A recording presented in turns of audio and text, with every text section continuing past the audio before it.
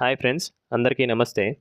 ఈరోజు మనం మీ పేరుపై ఎన్ని సిమ్ కార్డ్స్ ఉన్నాయో తెలుసుకోవడం ఎలా అని ఈ వీడియోలో తెలుసుకుందాం. ముందుగా మీ మొబైల్లోని గూగుల్ క్రోమ్ను ఓపెన్ చేసి సంచార్ సాతి .gov.in అని టైప్ చేసి సెర్చ్ చేయండి. వచ్చిన మొదటి వెబ్సైట్ను ఓపెన్ చేయండి. వీడియోలో చూపిన హోమ్ బటన్ మీద క్లిక్ చేయండి.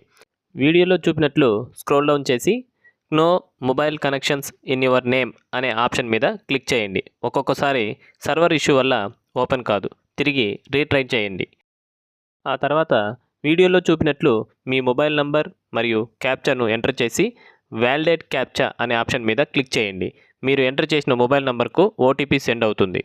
వచ్చిన ఓటీపీని ఎంటర్ చేసి లాగిన్ మీద క్లిక్ చేయండి. మీ పేరుపై ఎన్ని సిమ్ కార్డ్స్ ఉన్నాయో మీకు చూపిస్తుంది. మీది కాని మొబైల్ నంబర్ అలాగే అవసరం లేని మొబైల్ నంబర్ ఉన్నట్లయితే వీడియోలో చూపినట్లు ఆప్షన్స్తో మీరు రిపోర్ట్ చేయండి.